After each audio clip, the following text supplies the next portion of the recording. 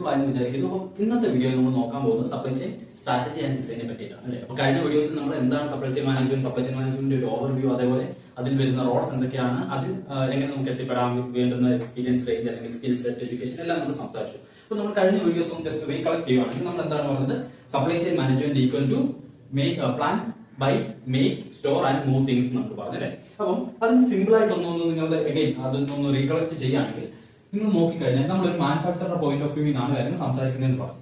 അപ്പം മാനുഫാക്ചറുടെ point of view നമ്മൾ എന്തൊക്കെയാണ് പറഞ്ഞത്, പ്ലാൻ ഇതാണ് ഒന്നാമത്തേത്. സെക്കൻഡ് എന്താണ്, ബൈ, മൂന്നാമത്തേത് മേക്ക്, നാലാമത്തേത് സ്റ്റോർ, അഞ്ചാമത്തേത് മൂവ്. സോ ഇത് ഇത്രയും ചെയ്യുന്നതാണ് സപ്ലൈ ചെയിൻ മാനേജ്മെന്റ് നമ്മൾ പറഞ്ഞത്. ഇതിലാണ് സപ്ലൈ ചെയിൻ മാനേജ്മെന്റിന്റെ ഓരോ പില്ലേഴ്സ് എന്ന് പറയുന്നത്. അപ്പം ഇതൊരു ചെയിൻ ആയിട്ട് നിങ്ങൾ എന്താണ് എടുത്തു കഴിഞ്ഞാൽ ഇതിപ്പോ manufacturer point of view same സാധനം ഞാൻ അഗൈൻ കൊണ്ടുവന്നിട്ട് again plan buy make store and move things and again ഇത് വന്നു കഴിഞ്ഞാൽ സോ നിങ്ങൾക്കൊരു ചെയിൻ കാണാൻ പറ്റും അല്ലേ. അപ്പം ഇതെന്ന് പറഞ്ഞാൽ മാനുഫാക്ചറർ ഇതൊരു എന്താണ് സപ്ലയറുടെ പോയിന്റ് ഓഫ് വ്യൂ ആയിരിക്കും. ആൻഡ് ദെൻ ഇതൊരു മാനുഫാക്ചറർ പോയിന്റ് ഓഫ് വ്യൂ ആയിരിക്കും. ആൻഡ് ഇത് എന്തായിരിക്കും ഒരു വെയർ ഹൗസ് കാര്യങ്ങൾ നോക്കുന്ന ഒരു തേർഡ് പാർട്ടി ലോജിസ്റ്റിക്സ് ഒക്കെ ഹാൻഡിൽ ചെയ്യുന്ന ഒരാളുടെ പോയിന്റ് ഓഫ് വ്യൂ ആയിരിക്കും. ആൻഡ് ദെൻ റീറ്റെയിലർ, ഹോൾസെയിലർ, അങ്ങനെ ഓരോ പോയിന്റ് ഓഫ് വ്യൂ, അതായത് സപ്ലൈ ചെയിൻ മാനേജ്മെന്റ് ഓരോ പില്ലേഴ്സും വരുന്നത് ഒരു collection of point of views ആണ് അല്ലേ. അപ്പൊ ഇത് ഇത്രയാണ് നമ്മൾ കഴിഞ്ഞ വീഡിയോസിൽ കൂടെ പറയാൻ ശ്രമിച്ചത്. ഹോപ്പ് നിങ്ങൾക്ക് ആ വീഡിയോ യൂസ്ഫുൾ ആയി, നിങ്ങൾക്ക് മനസ്സിലായി എന്ന് വിചാരിക്കുന്നു.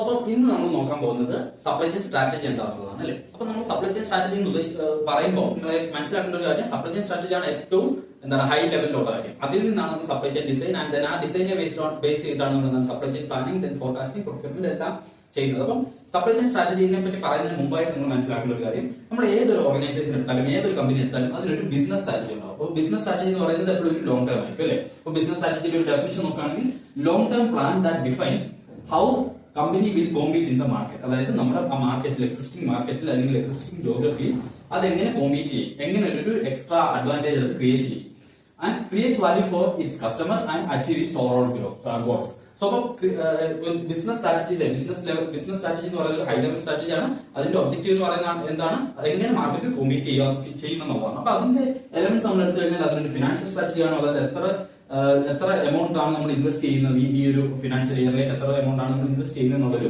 ആസ്പെക്ട് ഉണ്ടാവും. അതുപോലെ മാർക്കറ്റിംഗ് സ്ട്രാറ്റജി ഉണ്ടായിരിക്കും, എങ്ങനെ നമുക്ക് കസ്റ്റമറിന്റെ അടുക്കലേക്ക് റീച്ച് ഔട്ട് ചെയ്യാമെന്നുള്ളത്. ആൻഡ് ദെൻ HR, അതേപോലെ സപ്ലൈ ചെയിൻ സ്ട്രാറ്റജി ഉണ്ടാവും. അപ്പോൾ HR സ്ട്രാറ്റജി എന്ന് പറയുമ്പോൾ നമുക്ക് എത്ര പേരെ ഈ വർഷത്തേക്ക് ഹയർ ചെയ്യേണ്ടി വരും, അതേപോലെ ഇപ്പൊ നമ്മൾ കമ്പനി കോസ്റ്റ് ഒപ്റ്റിമൈസ് ചെയ്യുകയാണെങ്കിൽ എത്ര പേരെ നമുക്ക് ലേ ഓഫ് ചെയ്യേണ്ടി വരും, അങ്ങനെയുള്ള കാര്യങ്ങളൊക്കെ ഡിസൈഡ് ചെയ്യുന്നതാണ് ബിസിനസ് സ്ട്രാറ്റജിയെ ബേസ് ചെയ്തിട്ടാണ്. അപ്പൊ നമ്മൾ അടുത്തത്, അപ്പൊ ഇതെല്ലാം അതിന്റെ ഒരു എലമെന്റ് ആണ്, ഇതെല്ലാം അത് പാരലലി നടക്കുന്നതാണ്. ഓക്കെ, അപ്പൊ നമ്മൾ അത് നേരെ സപ്ലൈ ചെയിൻ സ്ട്രാറ്റജിയിലേക്ക് വരികയാണ്. അപ്പൊ നമുക്ക് ബിസിനസ് സ്ട്രാറ്റജി ഉണ്ട്, ദെൻ അവിടെ നമ്മൾ സപ്ലൈ ചെയിൻ സ്ട്രാറ്റജിയിലോട്ട് വന്നു. അപ്പൊ ഈ സപ്ലൈ ചെയിൻ സ്ട്രാറ്റജി എന്താണ് ചെയ്യുന്നത്, ഈ business സ്ട്രാറ്റജിനെ translate business strategy into a plan for managing the flow of material, information, finances from raw material supplier to the final customer to meet the demand. അതായത് business സ്ട്രാറ്റജിയിൽ നിന്നുകൊണ്ട് ആ demand അല്ലെങ്കിൽ customer demand meet ചെയ്യാൻ വേണ്ടിയിട്ട് എങ്ങനെ ആ സ്ട്രാറ്റജിനെ എങ്ങനെ നമ്മൾ ഗുഡ്സ് ആൻഡ് സർവീസസിനെ മാനേജ് ചെയ്യുന്നു എന്നുള്ളതാണ് സപ്ലൈ ചെയിൻ സ്ട്രാറ്റജിയിൽ വരുന്നത്. ഓക്കെ, ആൻഡ് അവിടെ നിന്ന് നമ്മൾ അടുത്ത് വരുന്നതാണ് സപ്ലൈ ചെയിൻ ഡിസൈൻ എന്ന് പറയുന്നത്. അപ്പോൾ സപ്ലൈ ചെയിൻ ഡിസൈൻ എന്ന് വെച്ച് കഴിഞ്ഞാൽ എന്താണ്, process of structuring the supply chain networks, deciding the number of locations, plants, capacity, or physically, or in other words, physically or operationally set up to deliver the supply chain strategy. അതായത് നമുക്കൊരു supply chain strategy ഒക്കെ നമ്മൾ റെഡിയാക്കി അതിനെ നമ്മൾ എങ്ങനെ structure ചെയ്യുന്നു എന്നുള്ളതാണ്. അപ്പൊ നമുക്ക് മനസ്സിലായി, ഒരു ഹൈ ലെവൽ ബിസിനസ് പ്ലാൻ ഉണ്ട്, ഒരു ബിസിനസ് സ്ട്രാറ്റജി ഉണ്ട്, അതിനെ നമ്മൾ സപ്ലൈ ചെയിൻ സ്ട്രാറ്റജി, അതായത് in terms of material, finances and information, ആ ലെവലിലേക്ക് നമ്മൾ എത്തിച്ചു. ആൻഡ് ദെൻ അത് കഴിഞ്ഞിട്ട് നമ്മൾ ലിറ്ററലി നമ്മൾ ഡിസൈഡ് ചെയ്യാൻ എത്ര പ്ലാൻ ഉണ്ടായാലും നമുക്ക് പറ്റും. അതായത് ഈ സപ്ലൈ ചെയിൻ സ്ട്രാറ്റജി അല്ലെങ്കിൽ നമ്മുടെ ഈ ബിസിനസ് സ്ട്രാറ്റജി അച്ചീവ് ചെയ്യാൻ വേണ്ടിയിട്ട് നമുക്ക് എത്ര പ്ലാൻ ഉണ്ടായാലും പറ്റും. അതായത് അത് ഒപ്റ്റിമൽ ആയിരിക്കണം, അതായത് മിനിമം നമ്പർ ഓഫ് പ്ലാൻസ് ആണ് നമ്മൾ നോക്കുന്നത്. അതേപോലെ തന്നെ നമുക്ക് എത്ര ലൊക്കേഷൻസിൽ നമ്മുടെ പ്രസൻസ് ഉണ്ടായാലും പറ്റും, അല്ലെങ്കിൽ നമുക്ക് ഡെലിവറി സെന്റേഴ്സ് എത്ര ഉണ്ടായാലും പറ്റും. അപ്പൊ അങ്ങനെയുള്ള കാര്യങ്ങളെല്ലാം നമ്മൾ ഡിസൈഡ് ചെയ്യുന്നത് ഈ സപ്ലൈ ചെയിൻ ഡിസൈനിലാണ്. ഓക്കെ, അതേപോലെ ഈ സപ്ലൈ ചെയിൻ സ്ട്രാറ്റജിയിലാണ് നമ്മൾ എപ്പോഴും ഔട്ട്സോഴ്സ് ചെയ്യേണ്ട എലമെന്റ്സ് ഏതൊക്കെയാണ്, അങ്ങനെയുള്ള കാര്യങ്ങളെല്ലാം ഡിസൈൻ ചെയ്തത് ഈ ഏരിയ ഇവിടെയാണ്. അപ്പൊ നിങ്ങൾക്ക് ഇത് മൂന്നും തമ്മിലുള്ള വ്യത്യാസം അല്ലെങ്കിൽ ഇത് മൂന്നും മനസ്സിലായെന്ന് വിചാരിക്കും. ഇതിപ്പോ ഒരു സെറ്റായിട്ട് എഴുതുകയാണെങ്കിൽ ഇതൊരു ബിസിനസ് സ്ട്രാറ്റജി ആയിട്ട് എടുത്തു കഴിഞ്ഞാൽ ഈ ബിസിനസ് സ്ട്രാറ്റജി ഇതിന്റെ അകത്ത് ചെറിയൊരു സബ്സെറ്റ് ആയിരിക്കും എന്ത്, സപ്ലൈ ചെയിൻ സ്ട്രാറ്റജി എന്ന് പറയുന്നത്. ഇതിന്റെ അകത്ത് ചെറിയൊരു സബ്സെറ്റ് ആയിരിക്കും എന്ത്, സപ്ലൈ ചെയിൻ ഡിസൈൻ എന്ന് പറയുന്നത്. ഓക്കെ, അപ്പൊ നിങ്ങൾക്ക് ഈ ഒരു കോൺസെപ്റ്റ് മനസ്സിലായെന്ന് വിചാരിക്കും. ഓക്കെ, വിത്ത് ദാറ്റ് നമ്മൾ supply chain strategy and design in depth പഠിക്കാൻ വേണ്ടിയിട്ട് ഒരു ഹൈപ്പോത്തറ്റിക്കൽ എക്സാമ്പിൾ എടുക്കുകയാണ് അല്ലേ. അപ്പൊ നമ്മളൊരു എക്സാമ്പിൾ എടുക്കുകയാണ്. There is a company called G Ride Electric. അപ്പൊ ജി റൈഡ് ഇലക്ട്രിക് എന്ന് പറയുന്നത് നമ്മൾ ഹൈപ്പോത്തറ്റിക്കൽ ആയിട്ട് ഒരു കേസ് എടുത്തേക്കുന്നതാണ്. അപ്പൊ ഈ ജി റൈഡ് എന്ന് പറയുന്നത് consider that as A parent company. Okay, so ഈ ഒരു കാര്യം നിങ്ങൾക്ക് മനസ്സിലായി ഞാൻ വിചാരിക്കുന്നു. ഓക്കെ, സോ അപ്പൊ നമ്മുടെ എക്സാമ്പിൾ എന്താണ്? ജി റൈഡ് എന്ന് പറയുന്ന ഒരു കമ്പനി, ജി റൈഡ് എന്ന് പറയുന്ന ഒരു മോട്ടോർ സൈക്കിൾ അല്ലെങ്കിൽ ബൈക്ക് സ്കൂട്ടി ഒക്കെ മാനുഫാക്ചർ ചെയ്യുന്ന ഒരു കമ്പനി ഉണ്ടെന്നാണ് നമ്മുടെ അസംഷൻ. അപ്പോൾ ഈ കമ്പനിയുടെ തന്നെ ഒരു ഇലക്ട്രിക്കൽ ഡിവിഷൻ, ഒരു സബ്സിഡറി അവർ തുടങ്ങുകയാണ്. അതിന്റെ പേരാണ് ജി റൈഡ് ഇലക്ട്രിക്. സോ അപ്പം ഈ ജി റൈഡ് ഇലക്ട്രിക്കിന്റെ ഒരു ഒബ്ജക്റ്റീവ് എന്താണെന്ന് വെച്ച് കഴിഞ്ഞാൽ affordable plus eco friendly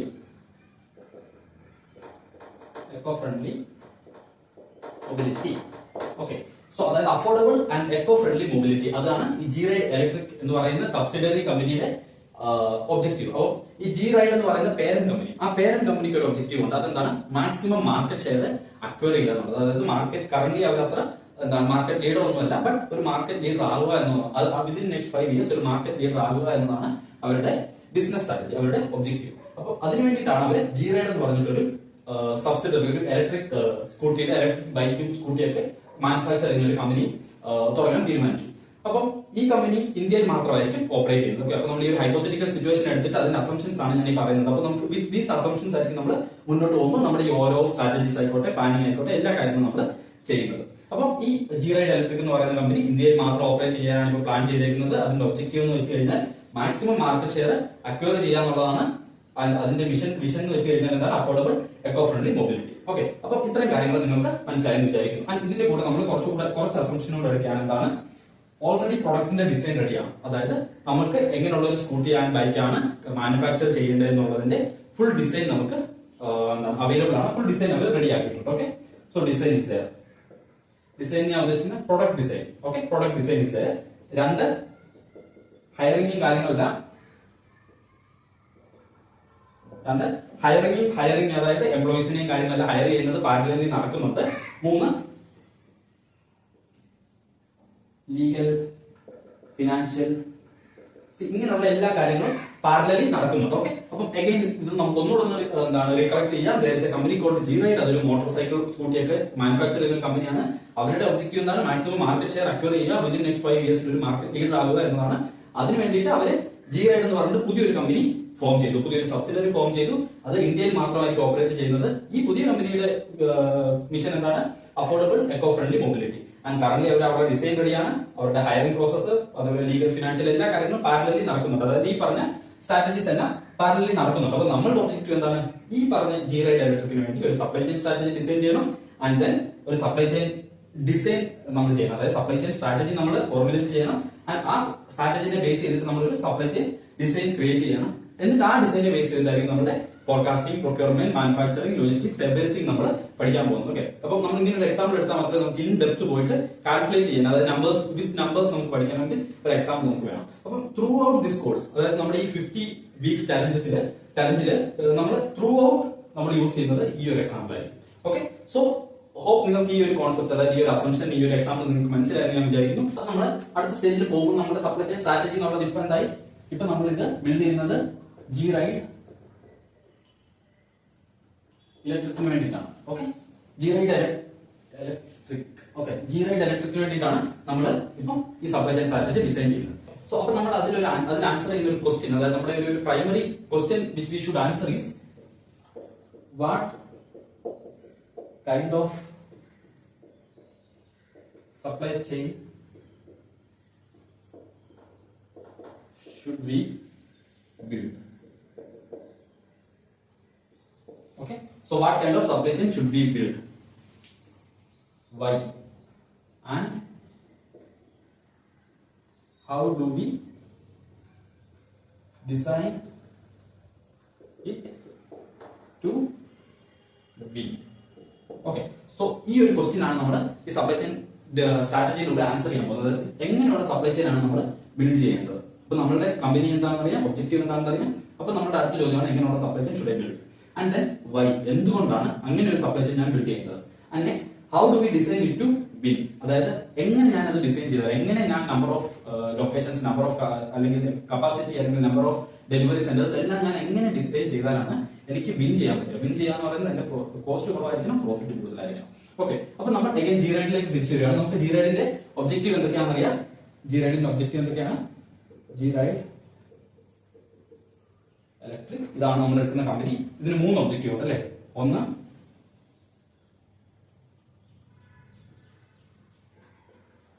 market share, അതായത് ഏറ്റവും കൂടുതൽ മാർക്കറ്റ് ഷെയർ അച്ചീവ് ചെയ്യുക എന്നുള്ളതാണ് ഒന്നാമത്തെ ഒബ്ജക്റ്റീവ്. അപ്പൊ ഇത് നമ്മൾ ഡിഫൈൻ ചെയ്യാൻ ശ്രമിച്ചാൽ മാർക്കറ്റ് ഷെയർ അച്ചീവ് ചെയ്യുക എന്നതുകൊണ്ട് എന്താണ് ഉദ്ദേശിക്കുന്നത്? Compared to its competitors. Okay, അതിന്റെ കോമ്പറ്റീറ്റേഴ്സിനെ വെച്ച് നോക്കുമ്പോൾ ഏറ്റവും കൂടുതൽ കസ്റ്റമർ ബേസ് ഉള്ളത് ഉണ്ടായിരിക്കേണ്ടത് ഈ കമ്പനിക്കായിരിക്കണം. അറിയില്ലെങ്കിൽ അതിന്റെ കോമ്പറ്റീറ്റേഴ്സിനെ വെച്ച് നോക്കുമ്പോൾ ഏറ്റവും കൂടുതൽ കസ്റ്റമർ ബേസ് ഉണ്ടായിരിക്കേണ്ടത് ഈ കമ്പനിക്കായിരിക്കണം. ഇതെന്താണ്? മാർക്കറ്റ് ഷെയർ അല്ലെ. അപ്പൊ കസ്റ്റമർ ബേസ്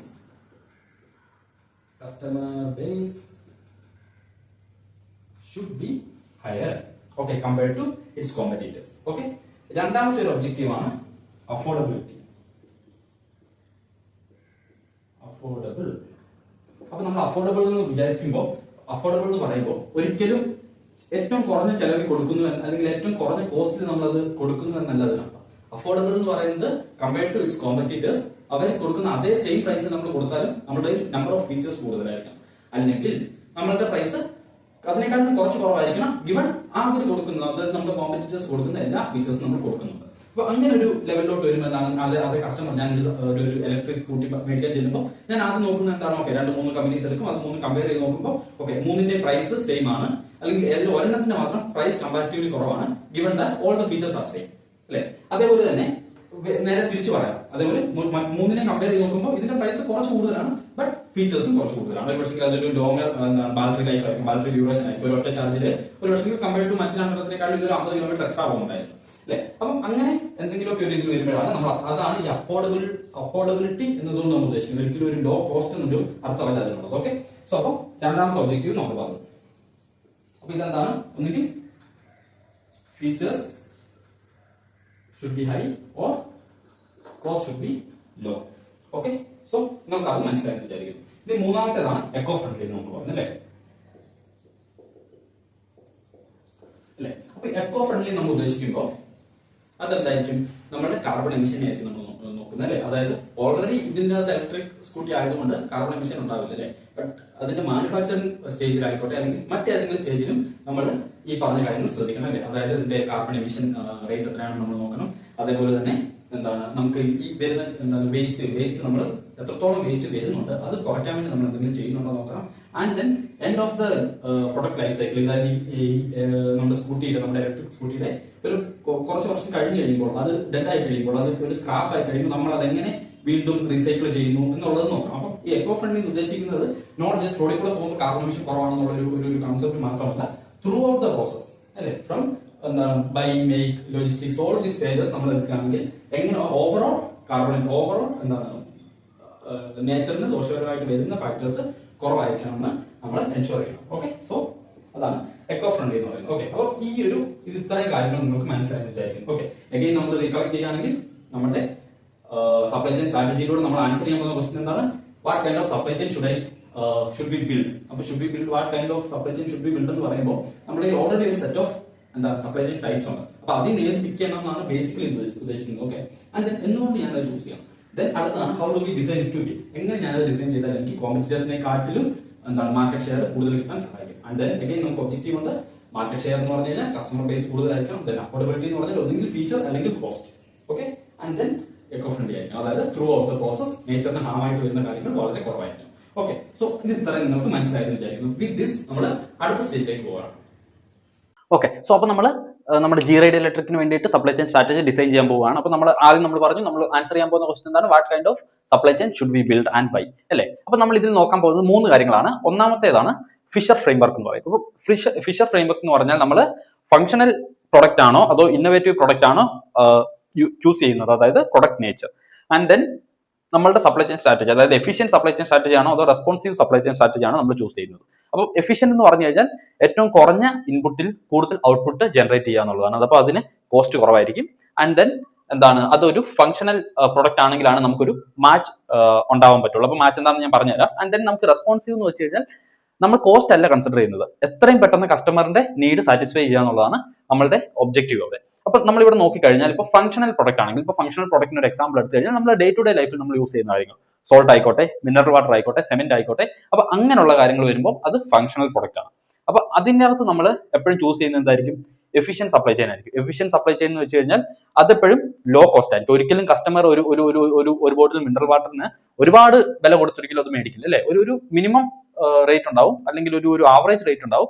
അതിന്റെ മേളിലോട്ട് അത് പോകുന്നത് എപ്പോഴും ഒരു എന്താണ് ഡിമാൻഡ് കുറയ്ക്കുന്ന ഒരു കാര്യമാണ്. അപ്പം അതാണ് എഫിഷ്യന്റ് സപ്ലൈ ചെയിന്റെ ഒരു ഫാക്ടർ. രണ്ടാമത്തെ എന്ന് പറഞ്ഞാൽ ഇമ്മീഡിയറ്റ് അവൈലബിലിറ്റി ആണ്. അപ്പം അതുകൊണ്ടാണ് ഈ ഫങ്ഷണൽ പ്രൊഡക്റ്റിന് നമ്മൾ എപ്പോഴും എഫിഷ്യന്റ് സപ്ലൈ ചെയിൻ വേണം എന്ന് പറയുന്നത്. ആൻഡ് രണ്ടാമത്തേതാണ് റെസ്പോൺസീവ് സപ്ലൈ ചെയിൻ. അപ്പം റെസ്പോൺസീവ് എന്ന് പറഞ്ഞു കഴിഞ്ഞാൽ കസ്റ്റമർ ചോദിക്കുന്നു, അന്നേരം തന്നെ നമ്മൾ കസ്റ്റമറിന്റെ ഡിമാൻഡിനനുസരിച്ച് കാര്യങ്ങൾ കസ്റ്റമൈസ് ചെയ്യുന്നു, കൊടുക്കുന്നു. അല്ല അതിൻ്റെ അകത്ത് എപ്പോഴും നമുക്കൊരു വെറൈറ്റീസ് ഉണ്ടാവും, അല്ലെങ്കിൽ ഫ്രീക്വന്റ് ആയിട്ട് ഓരോ കാര്യങ്ങൾ മാറിക്കൊണ്ടേയിരിക്കും. ഇപ്പൊ നമ്മൾ സോൾട്ട് എടുത്തു കഴിഞ്ഞാൽ, അല്ലെങ്കിൽ സിമെന്റ് എടുത്തു കഴിഞ്ഞാൽ, അല്ലെങ്കിൽ മിനറൽ വാട്ടർ എടുത്തു കഴിഞ്ഞാൽ അതിൻ്റെ അകത്ത് നമുക്ക് ഫ്രീക്വന്റ് ആയിട്ട് അപ്ഡേറ്റ്സ് കൊണ്ടുവരാനോ അല്ലെങ്കിൽ അതിൻ്റെ അകത്ത് ഒരുപാട് വെറൈറ്റീസ് കൊണ്ടുവരാനോ ഒന്നും ഉള്ള ഓപ്ഷൻ ഇല്ല. അപ്പൊ അതുകൊണ്ട് എന്താണ് നമ്മൾ ഒരിക്കലും റെസ്പോൺസീവ് സപ്ലൈ ചെയിനിലോട്ട് പോയില്ല. നേരെ മറിച്ച് അതൊരു ഇന്നോവേറ്റീവ് പ്രൊഡക്റ്റ് ആണെങ്കിൽ, ഇന്നോവേറ്റീവ് പ്രൊഡക്റ്റിനെ സംബന്ധിച്ച് എഫിഷ്യൻസി അല്ല അവിടെ നോക്കുന്നത്, അതായത് കുറഞ്ഞ ഇൻപുട്ടിൽ കൂടുതൽ ഔട്ട്പുട്ടിലോട്ട് എത്തുക എന്നുള്ളതല്ല അവിടെ നോക്കുന്നത്. പകരം കസ്റ്റമർ ഡിമാൻഡിനനുസരിച്ച് നമുക്ക് എത്രത്തോളം വെറൈറ്റീസ് ഇറക്കാം, അല്ലെങ്കിൽ എത്രത്തോളം അപ്ഡേറ്റ്സ് കൊണ്ടുവരാം എന്നുള്ളതാണ് നമ്മൾ ഇന്നോവേഷനെ നോക്കുന്നത്. അപ്പൊ അതിനൊരു എക്സാമ്പിൾ എടുത്തു കഴിഞ്ഞാൽ നമ്മൾക്ക് ഐഫോൺ എടുക്കാവുന്നതാണ് അല്ലേ.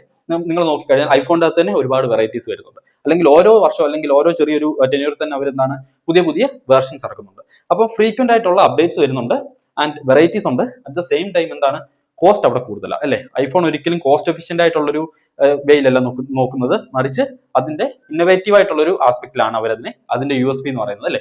അപ്പം അവിടെയാണ് ഈ ഇന്നോവേറ്റീവ് പ്രൊഡക്ട്സ് ആണെങ്കിൽ, പ്രൊഡക്റ്റിന്റെ നേച്ചർ ഇന്നോവേറ്റീവ് ആയിട്ടുള്ളതാണെങ്കിൽ നമ്മൾ എപ്പോഴും റെസ്പോൺസീവ് സപ്ലൈ ചെയിനിലായിട്ടാണ് പോകേണ്ടത്. ആൻഡ് അതേപോലെ ഫങ്ഷണൽ പ്രൊഡക്റ്റ് ആണ്, ഡേ ടു ഡേ ലൈഫിൽ യൂസ് ചെയ്യുന്ന പ്രൊഡക്റ്റ് ആണ്, അതിന്റെ അധികം അപ്ഡേറ്റ്സും വെറൈറ്റീസ് ഒന്നും കൊണ്ടുവരാനില്ലെങ്കിൽ പിന്നെ നമ്മൾ എഫിഷ്യൻസിയിലോട്ടാണ് പോകേണ്ടത്. ഓക്കെ, സോ അപ്പൊ നിങ്ങൾക്ക് ഈ ഒരു കോൺസെപ്റ്റ്, അതായത് ഫിഷർ ഫ്രെയിംവർക്ക് നിങ്ങൾക്ക് മനസ്സിലായി എന്ന് വിചാരിക്കുന്നു. ആൻഡ് അടുത്തത് നമ്മൾ പോകുന്നതാണ് സോൺ ഓഫ് സ്ട്രാറ്റജിക് ഫിറ്റ്. അതായത് ഇപ്പോൾ സോൺ ഓഫ് സ്ട്രാറ്റജിക് ഫിറ്റ് എന്ന് പറഞ്ഞു കഴിഞ്ഞാൽ നിങ്ങൾ ഈ വൈ ആക്സിസ് നോക്കിക്കഴിഞ്ഞാൽ നിങ്ങൾക്ക് കാണാൻ പറ്റും ഇതൊരു റെസ്പോൺസീവ് സ്പെക്ട്രമാണ്. അതായത് responsive supply chain and then efficient supply chain അല്ലെ. അപ്പം മുകളിൽ വരുന്ന റെസ്പോൺസീവ് സപ്ലൈ ചെയിനും താഴെ വരുന്നത് efficient supply chain. And then ഇവിടെ വരുന്നതെന്ന് പറയുന്നത് എക്സ് ആക്സിസിൽ വരുന്നത് എന്താണ്?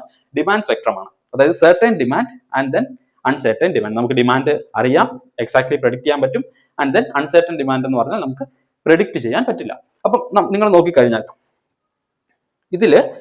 ഇതിന് ഈ നമ്മൾ എന്താണ് സെൻട്രൽ കൂടെ പോകുന്ന ഈ ഒരു സോണിനെയാണ് നമ്മൾ എന്താണ് സോൺ ഓഫ് സ്ട്രാറ്റജിക് ഫിറ്റ് എന്ന് പറയുന്നത്. അപ്പൊ ഇതിൽ നമ്മൾ ഏത് സെലക്ട് ചെയ്താലും നമുക്ക് ഫ്യൂച്ചറിലോട്ട് നമ്മളുടെ പ്രൊഡക്റ്റിന്റെ മെച്യൂരിറ്റി കൂടുന്നതനുസരിച്ച് നമുക്ക് അപ്പോ ഓർ ഡൗൺ നമുക്ക് വരാൻ പറ്റും. അപ്പൊ നിങ്ങൾ നോക്കിക്കഴിഞ്ഞാൽ FMCG പ്രോഡക്ട്സ്, നമ്മുടെ ഡേ ടു ഡേ ലൈഫിൽ യൂസ് ചെയ്യുന്ന പ്രൊഡക്റ്റ് എന്ന് പറഞ്ഞാൽ എപ്പോഴും എന്താണ് സെർട്ടൺ ഡിമാൻഡ് ആയിരിക്കും അല്ലെ. ഒരു വലിയ കമ്പനി എടുത്തു കഴിഞ്ഞാൽ എല്ലാ വർഷവും അവർക്ക് എല്ലാ വർഷവും അവർ സെല്ല് ചെയ്യുന്ന ഇപ്പോൾ ഒരു എന്താണ് നമ്മളൊരു സിമ്പിൾ എക്സാമ്പിൾ എടുത്തു കഴിഞ്ഞാൽ സിമെന്റ്. അപ്പൊ എല്ലാ വർഷവും അവർ സെല്ല് ചെയ്യുന്ന ക്വാണ്ടിറ്റി ഓഫ് സിമെന്റ് എത്രയാണ്, എത്ര ടൺ ആണ് അല്ലെ, എത്ര പാക്കറ്റ് ആണെന്നുള്ളത് സംവാട്ട് ഡിമാൻഡ് സെർട്ടൺ ആണ്. അതേപോലെ തന്നെ അതുകൊണ്ട് തന്നെ അവരുടെ എഫിഷ്യൻസി ആണ് നോക്കുന്നത്. അപ്പൊ എഫിഷ്യൻസി എന്ന് പറഞ്ഞാൽ സെൻട്രലൈസ്ഡ് ആയിരിക്കും. സെൻട്രലൈസ്ഡ് എന്ന് പറഞ്ഞാൽ ഏതെങ്കിലും ഒന്നോ രണ്ടോ ഫാക്ടറിയിൽ നിന്നായിരിക്കും, അല്ലെങ്കിൽ വളരെ കുറച്ച് നമ്പർ ഓഫ് ഫാക്ടറീസിൽ നിന്നായിരിക്കും അക്രോസ് ദ എന്താണ് ആ ഒരു ജോഗ്രഫിയിലോട്ട് പ്രൊഡക്ട്സ് ചെല്ലുന്നത്. അപ്പൊ അതിനെയാണ് സെൻട്രലൈസ് എന്ന് പറയുന്നത്. അപ്പൊ അതുകൊണ്ട് തന്നെ എന്തായിരിക്കും കോസ്റ്റ് കുറവായിരിക്കും. അവിടെയാണ് നമ്മൾ എക്കണോമിക്സ് ഓഫ് സ്കെയിൽ എന്ന് പറയുന്നത്. അതായത് ഒരുപാട് കാര്യങ്ങൾ നമ്മൾ ഒരിടത്ത് പ്രൊഡ്യൂസ് ചെയ്ത് കഴിയുമ്പോൾ ഒരു ലെവൽ കഴിഞ്ഞു കഴിഞ്ഞാൽ പിന്നെ നമുക്ക് കോസ്റ്റ് കുറയുന്നതായിട്ട് കാണാൻ പറ്റും. അതാണ് economics of scale. And then നമ്മൾ നോക്കുകയാണെങ്കിൽ എന്താണ് അടുത്ത സ്റ്റേജിലോട്ട് പോവുകയാണ്. വേറെ നമ്മുടെ സപ്ലൈ ചെയിൻ നമ്മുടെ ഡിമാൻഡ് എന്ന് പറയുന്നത് അൺസർട്ടൺ ആണ്. ആൻഡ് അപ്പൊ അവിടെ നമുക്ക് റെസ്പോൺസീവ്നെസ് കൂടുതൽ വേണം. അതിനൊരു എക്സാമ്പിൾ ആണ് ഫാഷൻ. ഇപ്പൊ ഫാഷൻ എന്ന് വെച്ച് കഴിഞ്ഞാൽ കഴിഞ്ഞ ഒരു വർഷത്തെ ഉണ്ടായിരുന്ന ഒരു ഡ്രസ്സിന്റെ ട്രെൻഡോ കാര്യങ്ങളൊന്നും അല്ല ഈ വർഷം പോകുന്നത്. അടുത്തൊരു 2 വർഷം കഴിഞ്ഞാൽ ടോട്ടലി ട്രെൻഡ് വേറെ ആയിരിക്കും. അപ്പൊ ഈ ട്രെൻഡ് മാറുന്നതനുസരിച്ച് വെറൈറ്റീസ് നമുക്ക് വേണം. അതേപോലെ തന്നെ ഉള്ള ഇതിൽ തന്നെ നമ്മൾ അപ്ഡേറ്റ് നമ്മൾ കൊണ്ടുണ്ടായിട്ടുണ്ട് അല്ലെ. പണ്ട് നമ്മൾ എടുത്തു കഴിഞ്ഞാൽ ഒരു നോർമൽ ജീൻസ് പാന്റ് ഉണ്ടായിരുന്നു, പക്ഷെ ഇപ്പോഴും നമ്മൾ നോക്കുമ്പോഴത്തേക്കും അതിന്റെ ഒരുപാട് വെറൈറ്റീസ് നമുക്ക് അവൈലബിൾ ആയിട്ടുണ്ട്. അപ്പം അവിടെ നമുക്ക് വേണ്ടത് എന്താണ്? Demand uncertain. കാരണം ഈ ഡിമാൻഡ് നമ്മുടെ ഈ വെറൈറ്റീസ് വരുന്നതനുസരിച്ച് നമുക്ക് വരുന്ന ഡിമാൻഡ് എത്രയാണെന്ന് നമുക്ക് പ്രെഡിക്റ്റ് ചെയ്യാൻ പറ്റില്ല അല്ലെ. അപ്പം അതിന് വീണ്ടും നമ്മൾ ഐഫോണിന്റെ ആപ്പിളിന്റെ എക്സാമ്പിൾ എടുത്തു കഴിഞ്ഞാൽ നമ്മൾ പുതിയൊരു വെറൈറ്റി വരുമ്പോൾ എത്രത്തോളം ആളുകൾ അത് മേടിക്കും എന്നുള്ളത് നമുക്ക് പ്രെഡിക്റ്റ് ചെയ്യാൻ പറ്റില്ല. ഒരു പക്ഷേ ഡിമാൻഡ് വളരെയധികം കൂടുതലായിരിക്കാം, ഒരു പക്ഷേ ആവറേജ് ആയിരിക്കാം അല്ലെ. അപ്പം അത് അവിടെയാണ് ഈ എന്താണ് നമ്മുടെ അൺസർട്ടൺ ഡിമാൻഡ് ആൻഡ് ദെൻ റെസ്പോൺസീവ്നെസിന്റെ ഏരിയ വരുന്നത്. അത് ഈ ടോപ്പിലായിരിക്കും. ഓക്കെ, ആൻഡ് ദെൻ ഇതിന്റെ മിഡിലിൽ വരുന്നതാണ് എന്താണ് ഇപ്പൊ നമ്മുടെ ഇലക്ട്രോണിക്സ് ആയിക്കോട്ടെ, അല്ലെങ്കിൽ വേറെ എന്തെങ്കിലും ഒരു എന്താ പറയാ ഓട്ടോമോട്ടീവ് റിലേറ്റഡ് പ്രോഡക്ട്സ് ആയിക്കോട്ടെ. അതിന്റെയൊക്കെ എന്ന് വെച്ച് കഴിഞ്ഞാൽ വെറൈറ്റീസ് ഉണ്ട്, അപ്ഡേറ്റ്സ് ഉണ്ട്, പക്ഷേ ഒരുപാടില്ല. അപ്പൊ അതെന്തായിരിക്കും? കോസ്റ്റ് സംവാട്ട് ഒപ്റ്റിമൈസ്ഡ് ആണ്. At the same time demand somewhat predictable ആണ്.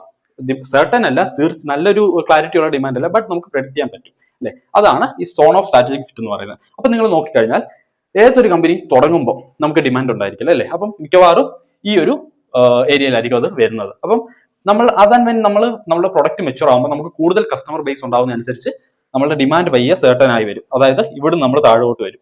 ആൻഡ് ദെൻ നമ്മൾ കൊടുക്കുന്ന വെറൈറ്റി അപ്ഡേറ്റ്സ് എല്ലാം ഒരു ലെവലിൽ എത്തിയിട്ട് പയ്യെ എന്താണ് ഒരു സ്ട്രീം ലൈൻ ചെയ്തു വരും. അപ്പൊ നമ്മൾ എന്ത് ചെയ്യും, നേരെ ഇങ്ങോട്ടായിരിക്കും വരുന്നത്. അപ്പൊ നമ്മൾ അതായത് തുടങ്ങുമ്പോൾ നമ്മൾ ഇവിടെ ആണെങ്കിലും ടുവേർഡ്സ് ദ എന്താണ് എൻഡ്, അല്ലെങ്കിൽ നമ്മൾ കുറച്ച് വർഷങ്ങൾ കഴിയുമ്പോൾ നമ്മൾ ഈ ഒരു സോണിലോട്ടായിരിക്കും വരുന്നത്. അത് അഗൈൻ നമ്മുടെ ഇൻഡസ്ട്രി ബേസ് ചെയ്തിരിക്കും. FMCG ഒക്കെ ആണ് ഈസിലി നമുക്ക് ഇവിടെ വരാം. At the same time fashion ഒക്കെ ആണെങ്കിൽ ഒരുപാട് ഇങ്ങനെ വരെ വരാൻ പറ്റിയെന്ന് വരില്ല. അറ്റ് ദ സെയിം ടൈം ഇപ്പൊ നമ്മളുടെ കമ്പനി അല്ലെ, നമ്മൾ തുടങ്ങുന്നത് എന്താണ്, G-Ride Electric. നമ്മുടെ കമ്പനി എപ്പോഴും തുടങ്ങുന്നത് നമ്മളുടെ എന്താണ് ഒരുപാട് ഡിമാൻഡ് അൺസർട്ടനിറ്റി നമുക്കില്ല. ഈവൻ ദോ നമ്മൾ പുതിയ കമ്പനി ആണെങ്കിലും നമ്മുടെ കോമ്പറ്റീറ്റേഴ്സിൽ എത്ര പ്രോഡക്റ്റ് ഒരു ഇയർലി സെല് ചെയ്യുന്നുണ്ട് എന്നുള്ള ഒരു മാർക്കറ്റ് സ്റ്റഡി ഒക്കെ വെച്ചിട്ട് നമുക്ക് ഏകദേശം ഒരു ഫസ്റ്റ് ഹാൻഡ് എന്താ പറയുക ഒരു കുറച്ച് ഡിമാൻഡ് നമുക്ക് കാൽക്കുലേറ്റ് ചെയ്യാൻ പറ്റും. And at the same time responsiveness അല്ല, അതായത് ഇന്നൊരു പ്രൊഡക്റ്റ് ഇറങ്ങി അടുത്തൊരു 6 മാസം കഴിയുമ്പോൾ എന്താണ് ടോട്ടലി ഡിഫറെന്റ് ആയിട്ടുള്ള ഒരു പ്രൊഡക്റ്റ്, ഒരുപാട് വെറൈറ്റീസ്, അങ്ങനെ ഒരു കോൺസെപ്റ്റ് ഇല്ല. നമ്മുടെ ഒരു വെറൈറ്റീസ് ഉണ്ടാവും, പക്ഷേ അത് ലിമിറ്റഡ് ആയിരിക്കും. At the same time product design അങ്ങനെയുള്ള കാര്യങ്ങളെല്ലാം സ്റ്റാൻഡേർഡൈസ്ഡ് ആയിരിക്കും. അപ്പൊ അതുകൊണ്ട് തന്നെ നമ്മൾ തുടങ്ങുന്നത് എപ്പോഴും ഈ ഒരു സ്റ്റേജിലായിരിക്കും. നമ്മുടെ G-Ride Electric എന്ന് പറയുന്നത് നമ്മൾ വരുന്നത് എപ്പോഴും എന്തായിരിക്കും, ഈ ഒരു സ്റ്റേജിലായിരിക്കും. ഓക്കെ.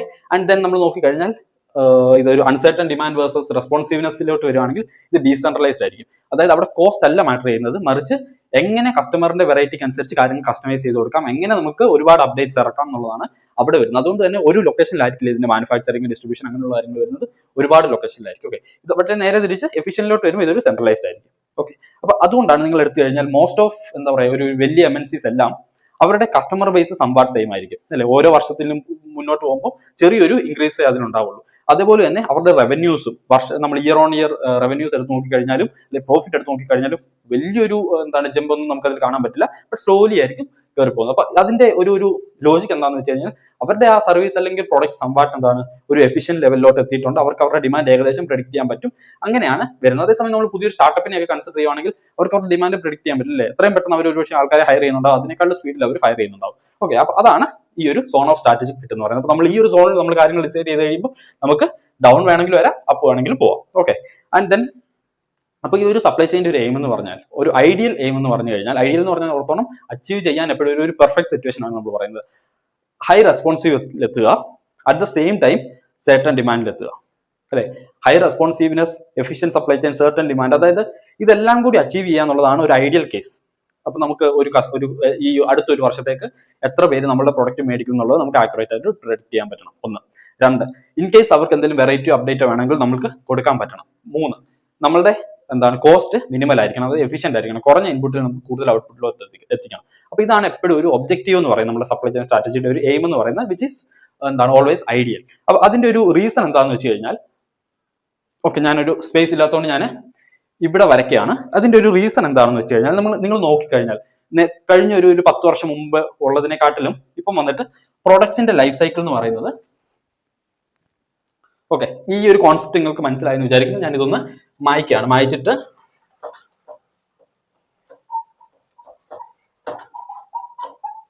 ഓക്കെ. സോ കഴിഞ്ഞ കുറച്ച് വർഷങ്ങൾക്ക് മുമ്പേ നിങ്ങൾ എടുത്തു കഴിഞ്ഞാൽ എന്താണ് ഒരു പ്രൊഡക്റ്റ് എന്ന് വെച്ച് കഴിഞ്ഞാൽ അതിന്റെ ലൈഫ് സൈക്കിള് നമ്മൾക്ക് പയ്യെ തുടങ്ങിയിട്ട് ഇങ്ങനെ ആയിരിക്കും പോകുന്നത് അല്ലെ. അതായത് അതിന്റെ ഒരു ഏർലി സ്റ്റേജ് ഉണ്ടാവും, പിന്നെ അതിന്റെ ഒരു മെച്യൂരിറ്റി സ്റ്റേജ് ഉണ്ടാവും, പിന്നെ അതിന്റെ ഒരു ഡിക്ലൈൻ സ്റ്റേജ് ഉണ്ടാവും. പക്ഷെങ്കിൽ ഇപ്പം വന്നിട്ട് പുതിയ പ്രൊഡക്ട്സ് എന്ന് വെച്ച് കഴിഞ്ഞാൽ ഇത് ഇങ്ങനെയാണ് പോകുന്നത്. ഇതെന്താണ് ഓൾഡ് പ്രൊഡക്ട്സ്, ഇതെന്ന് പറയുന്നത് ന്യൂ പ്രൊഡക്ട്സ്. അതായത് ഇതപ്പം വോളിയം, ഇതെന്താണ് ടൈം. ഓക്കെ. അപ്പോൾ അതായത് നേരത്തെ എന്ന് പറഞ്ഞാൽ നമ്മളൊരു പ്രൊഡക്റ്റ് മേടിച്ചു കഴിഞ്ഞാൽ, നിങ്ങൾ ഒരു എക്സാമ്പിൾ എടുത്തു കഴിഞ്ഞാൽ ഒരു 10 വർഷം മുമ്പേ ഒരു ഡ്രസ്സ് മേടിച്ചു കഴിഞ്ഞാൽ, അല്ലെങ്കിൽ എന്താ പറയുക ഒരു വണ്ടി 2 വീലർ നമ്മൾ മേടിച്ചു കഴിഞ്ഞാൽ, അല്ലെങ്കിൽ ഒരു സ്മാർട്ട് ഫോൺ നമ്മൾ മേടിച്ചു കഴിഞ്ഞാൽ കുറച്ചുകൂടെ കാലം നമ്മൾ യൂസ് ചെയ്യുമായിരുന്നു. അല്ലെങ്കിൽ ഒരു ലാപ്ടോപ്പ് ആണെങ്കിൽ വാട്ട് എവർ ഇറ്റ് ഈസ് നമ്മൾ കുറച്ചുകൂടെ അധികം നമ്മൾ യൂസ് ചെയ്യുമായിരുന്നു. പക്ഷെങ്കിൽ ഇപ്പം വന്നിട്ട് എന്തായി, അതിന്റെ ലൈഫ് സൈക്കിൾ, അതായത് നമ്മൾ യൂസ് ചെയ്യുന്നത് ഒരുപാട് കൂടി, അതുകൊണ്ട് എന്തായി അതിന്റെ ലൈഫ് സൈക്കിൾ കുറഞ്ഞു അല്ലെ. അപ്പൊ അതുകൊണ്ട് എന്ത് പറ്റും, ഈ പ്രൊഡക്റ്റിന്റെ ലൈഫ് സൈക്കിൾ കുറഞ്ഞതുകൊണ്ട് ഉള്ള പ്രശ്നം എന്ന് വെച്ച് കഴിഞ്ഞാൽ ആൾക്കാർക്ക് എപ്പോഴും വെറൈറ്റി വേണം.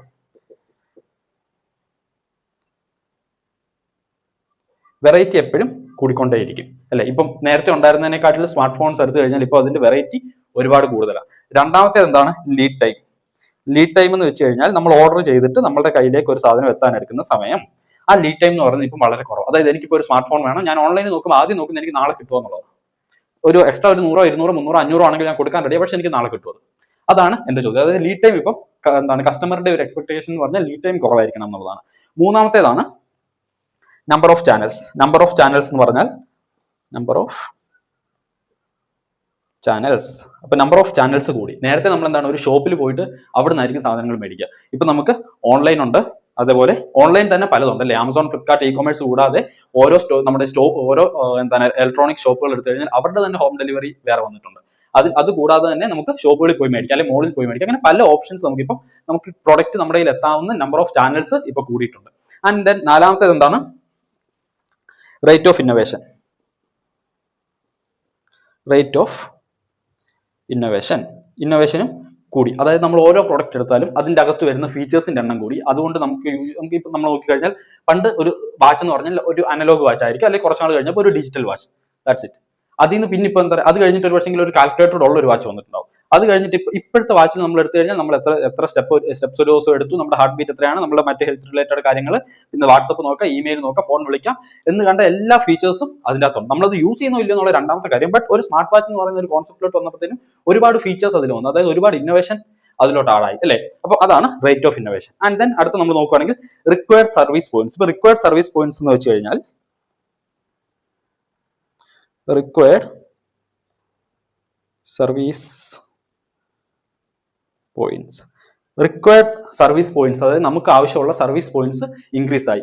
ഫോർ എക്സാമ്പിൾ, പണ്ട് ഒരു ഐഫോൺ എടുത്തു കഴിഞ്ഞാൽ ഐഫോൺ നമ്മൾ കടയിൽ കൊടുത്തിട്ട് ഒന്ന് സർവീസ് ചെയ്യണമെന്നുണ്ടെങ്കിൽ ലിമിറ്റഡ് നമ്പർ ഓഫ് കടകളെ നമ്മുടെ ചുറ്റും ഉണ്ടായിരുന്നുള്ളൂ. പക്ഷേ ഇപ്പം നമ്മൾ നോക്കിക്കഴിഞ്ഞാൽ അത് ഒരുപാട് കൂടി. അല്ലെങ്കിൽ വേറൊരു എക്സാമ്പിൾ എടുത്തു കഴിഞ്ഞാൽ നമ്മുടെ 2 വീലർ അല്ലെങ്കിൽ 4 വീലറിന്റെ ഷോറൂംസ് എടുത്തു കഴിഞ്ഞാൽ കമ്പാരിറ്റീവ്ലി നമ്മൾ ഒരു 10 വർഷം പുറകിലോട്ട് പോയി കഴിഞ്ഞാൽ അതിന് എത്ര നമ്പർ ഓഫ് ഷോറൂംസ് ഉണ്ടായിരുന്നു, സർവീസ് സെന്റേഴ്സ് ഉണ്ടായിരുന്നു, അതിനെക്കാട്ടിൽ ഒരുപാട് കൂടുതലാണ് ഇന്ന്. കാരണം എന്താ, ഈ EMI കാര്യങ്ങളൊക്കെ വന്നപ്പോഴത്തേനും അങ്ങനെയുള്ള പ്രൊഡക്ട്സ് പണ്ടെന്ന് പറഞ്ഞാൽ കുറച്ചധികം ഫിനാൻഷ്യലി സ്റ്റേബിൾ ആയിട്ടുള്ള ആളുകൾക്ക് മേടിക്കാം എന്നുള്ള കുറച്ച് ഓപ്ഷൻസ് ഇപ്പൊ എന്തായി, EMI കാര്യങ്ങളൊക്കെ വന്നതോടെ ഡെമോക്രറ്റൈസ് ആയി. അതായത് ആർക്കും മേടിക്കാം, ചെറിയ ശമ്പളം ഉണ്ടെങ്കിൽ നമുക്ക് EMI എടുത്തിട്ട് ഒരു ഐഫോൺ ആയിക്കോട്ടെ, ഒരു കാർ ആയിക്കോട്ടെ, ഒരു 2 വീലർ ആയിക്കോട്ടെ നമുക്ക് മേടിക്കാനുള്ളൊരു ഓപ്ഷൻ ഉണ്ട്. അപ്പൊ അതുകൊണ്ട് എന്താ പറ്റി, number of required service points, അതായത് നമ്മൾ കസ്റ്റമേഴ്സിന് സെർവ് ചെയ്യേണ്ട പോയിന്റ്സ് കൂടി. അപ്പം ഇത്രയും ഇങ്ങനെ മാറ്റങ്ങൾ വരുന്നതുകൊണ്ടാണ് എന്താണ് ഇതിന്റെ എല്ലാം റീസൺ എന്താണ്, യൂസേജ് കൂടിയതുകൊണ്ടാണ് അല്ലെ. നമ്മൾ നേരത്തെ യൂസ് ചെയ്യുന്നതിനെക്കാട്ടിൽ കൂടുതൽ സമയം ഇപ്പൊ സ്മാർട്ട് ഫോണിൽ സ്പെൻഡ് ചെയ്യുന്നതുകൊണ്ടാണ് ഇതിന്റെ നമുക്ക് എന്താണ് അതിന്റെ പ്രൊഡക്റ്റ് ലൈഫ് സൈക്കിൾ കുറയുന്നത് അല്ലെ. അപ്പൊ ഈ പ്രൊഡക്റ്റ് ലൈഫ് സൈക്കിൾ കുറയുമ്പോൾ നമുക്ക് എന്താ വേണ്ടുന്നത്, ആ എന്താണ് കസ്റ്റമർ നീഡ് മീറ്റ് ചെയ്യാൻ പറ്റുന്ന ലെവലിലുള്ള സപ്ലൈ ചെയിൻ ആണ് നമുക്ക് വേണ്ടുന്നത്.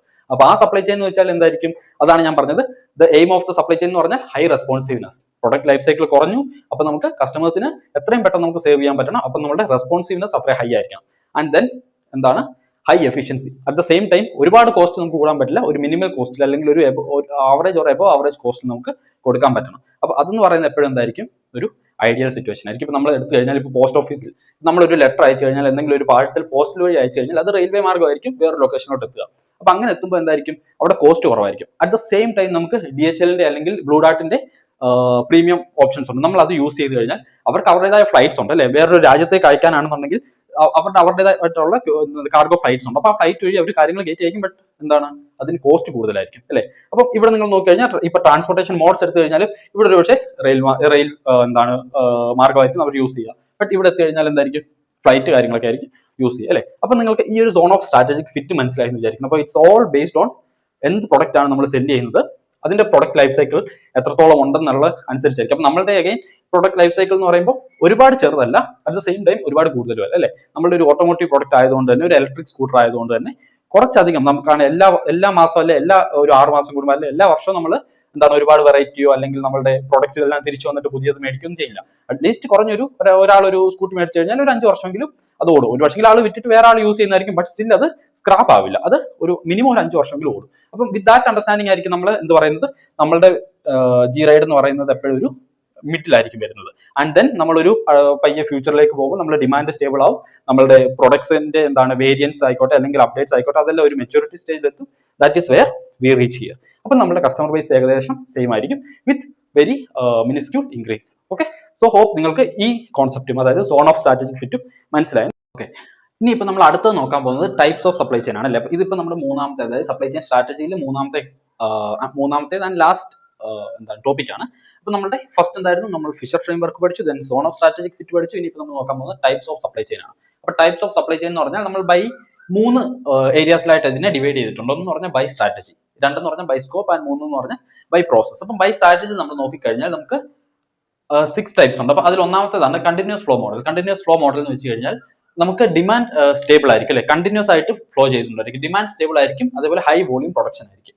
അപ്പം ഡിമാൻഡ് സ്റ്റേബിൾ എന്ന് പറയുമ്പോൾ തന്നെ നമ്മൾ മനസ്സിൽ വിചാരിക്കുന്നത് എന്താണ്, നമ്മുടെ പ്രൊഡക്ഷൻ എപ്പോഴും ആ ഒരു എന്താണ് ഹൈ വോളിയത്തിൽ ഇങ്ങനെ പൊക്കോണ്ടിരിക്കും. അപ്പം നമ്മുടെ ആ സ്ട്രാറ്റജിക് ഫിറ്റ് എടുത്തു കഴിഞ്ഞാൽ സ്റ്റേബിൾ ഡിമാൻഡ് എന്ന് പറയുന്നത് എപ്പോഴും എന്താണ്, താഴെയാണ് വരുന്നത്. അവിടെ നമ്മൾ പറഞ്ഞു എന്താണ്, demand is certain where efficiency ആണ് നമ്മുടെ ഫോക്കസ് എന്ന് പറഞ്ഞല്ലേ. അപ്പം അതിനൊരു എക്സാമ്പിൾ എടുത്തു കഴിഞ്ഞാൽ നമ്മുടെ FMCG പ്രൊഡക്ട്സ് നമുക്ക് എടുക്കാം. നമ്മുടെ day to day life use ചെയ്യുന്ന കാര്യങ്ങൾ എന്ന് പറഞ്ഞാൽ ഡിമാൻഡ് ഈസ് സംവാട്ട് സ്റ്റേബിൾ ആയിരിക്കും, എന്താണ് അതേപോലെ തന്നെ പ്രൊഡക്ഷൻ എപ്പോഴും ഹൈ ക്വാണ്ടിറ്റിയിലായിരിക്കും. അവിടെയാണ് അവർക്ക് എന്താണ് മോർ പ്രോഫിറ്റ് ഉണ്ടാകുന്നത്. ആൻഡ് രണ്ടാമത്തേന്ന് വെച്ച് കഴിഞ്ഞാൽ ഫാസ്റ്റ് ചെയിൻ മോഡലാണ്. ഇപ്പോൾ ഫാസ്റ്റ് ചെയിൻ മോഡൽ എന്ന് പറഞ്ഞാൽ അതിന്റെ പ്രൊഡക്റ്റ് ലൈഫ് സൈക്കിൾ ഏറ്റവും കുറവായിരിക്കും. അതുകൊണ്ട് തന്നെ ഏറ്റവും സ്പീഡിൽ കാര്യങ്ങൾ ഡെലിവർ ചെയ്യുക എന്നുള്ളതാണ് അവരുടെ ഒബ്ജക്റ്റീവ്. ആൻഡ് ഏറ്റവും സ്പീഡിൽ പുതിയ പുതിയ വെറൈറ്റീസ് ആൻഡ് അപ്ഡേറ്റ്സ് ഇറക്കുക എന്നുള്ളതാണ് ഈ ഫാസ്റ്റ് ചെയിൻ മോഡലിന്റെ ഒരു ഒബ്ജക്റ്റീവ് പറയുന്നത്. അപ്പോൾ അതിന് നമ്മളൊരു എക്സാമ്പിൾ എടുത്തു കഴിഞ്ഞാൽ നമ്മുടെ ഫാഷൻ എടുക്കാം. കഴിഞ്ഞ ഒരു വർഷത്തെ എന്താണ് ഫാഷൻ ആയിരിക്കില്ല നമ്മുടെ ഈ വർഷം ഉള്ളത്, അതേപോലെ അടുത്ത വർഷം അത് വേറെ ആയിരിക്കും.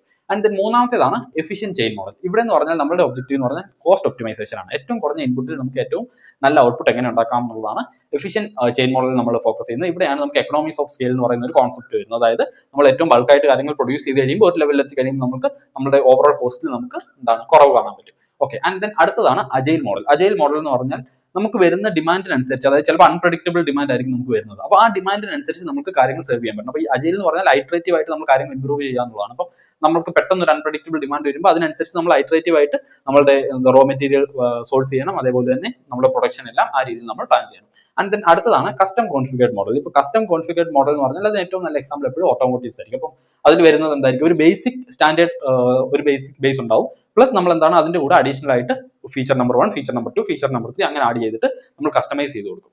ഓക്കെ, ദെൻ അടുത്തതാണ് ഫ്ലെക്സിബിൾ മോഡൽ. ഫ്ലെക്സിബിൾ മോഡൽ എന്ന് പറഞ്ഞാൽ ഡിമാൻഡ് എപ്പോഴും ഹൈ ആവുന്നതിനും ലോ ആവുന്നതിനും അനുസരിച്ച് നമ്മൾ എന്താണ് നമ്മളുടെ മോഡൽ, അത് നമ്മുടെ സപ്ലൈ ചെയിൻ മോഡൽ എപ്പോഴും അഡാപ്റ്റ് ആയിക്കൊണ്ടിരിക്കണം. അതിനൊരു എക്സാമ്പിൾ എടുത്തു കഴിഞ്ഞാൽ എയർ കണ്ടീഷൻ അല്ലേ. ഇപ്പം ഏറ്റവും എന്താണ് മൺസൂൺ സമയത്തൊക്കെ അതിന് ഏറ്റവും ഡിമാൻഡ് വളരെ കുറവായിരിക്കും. അതുപോലെ തന്നെ നമ്മുടെ ഒരു എന്താണ് ചൂടുള്ള സമയമാണെങ്കിൽ AC ക്കൊക്കെ നല്ല ഡിമാൻഡ് ആയിരിക്കും. അപ്പോൾ ആ ഡിമാൻഡ് കൂടുന്നതും കുറയുന്നതും അനുസരിച്ച് എന്താണ് നമ്മുടെ മോഡലും സപ്ലൈ ചെയിൻ മോഡലും ഫ്ലെക്സിബിൾ ആയിരിക്കണം. ഓക്കെ, അപ്പോൾ അതാണ് ബൈ സ്ട്രാറ്റജി എന്ന് പറയുന്നത് അല്ലേ. ഓക്കെ, ഇനി അടുത്ത നോക്കിക്കഴിഞ്ഞാൽ ബൈ സ്കോപ്പ്. സ്കോപ്പിലേക്ക് വരുമ്പോൾ നമ്മൾ എവിടെയാണ് ചെയ്യുന്നത്, എങ്ങനെയാണ് ചെയ്യുന്നത് എന്നുള്ളതാണ് ഈ സ്കോപ്പിന്റെ ഡെഫിനിഷൻ വരുന്നത്. അപ്പോൾ നോക്കുകയാണെങ്കിൽ ലോക്കൽ മോഡൽ. ലോക്കൽ മോഡൽ എന്ന് പറഞ്ഞാൽ വിത്തിൻ എ ജിയോ എന്ന് പറഞ്ഞപ്പോൾ നമ്മൾ ഒരു കൺട്രി അല്ല ഉദ്ദേശിക്കുന്നത്, ഒരു പക്ഷേ കേരളത്തിൽ മാത്രമായിട്ട് നമ്മളൊരു കാര്യം ചെയ്യുമ്പോൾ അതിനെ നമുക്ക് ലോക്കൽ മോഡലായിട്ട് കൺസിഡർ ചെയ്യാം. അപ്പോൾ അവിടെ എന്ന് വെച്ചാൽ ഏറ്റവും എന്താണ് ഇമ്പോർട്ടൻസ് എന്തായിരിക്കും, ഷോർട്ട് ലീഡ് ടൈം ആയിരിക്കും. ഇപ്പൊ നമ്മൾ ഒരു എക്സാമ്പിൾ എടുത്തു കഴിഞ്ഞാൽ ഇപ്പൊ നമുക്ക് എല്ലാ ദിവസവും രാവിലെ നമ്മൾ എന്താണ് ഇപ്പം മിൽക്ക് വാൻ ഉണ്ട്, നമുക്ക് പാല് കൊണ്ട് തരുന്ന ആൾ, അല്ലെങ്കിൽ നമ്മൾ ഇതിന് കടകളിൽ നിന്ന് മേടിക്കുവാണെങ്കിലും അത് നമ്മുടെ എവിടെയാണ് ഡിസ്ട്രിക്റ്റിലോ അല്ലെങ്കിൽ കേരളത്തിൽ എവിടെയോ പ്രൊഡ്യൂസ് ചെയ്യുന്ന കാര്യമാണ് നമുക്കത് കിട്ടുന്നത് അല്ലേ. അപ്പം അതാണ് ലോക്കൽ മോഡൽ എന്നതുകൊണ്ട് ഉദ്ദേശിക്കുന്നത്. അടുത്താണ് domestic model. This is where ഒരു കൺട്രിയുടെ സിനാരിയോ നമ്മൾ എടുക്കുന്നത്, അതായത് വിതിൻ എ കൺട്രി ആയിരിക്കും കാര്യങ്ങൾ ഓപ്പറേറ്റ് ചെയ്യുന്നത്.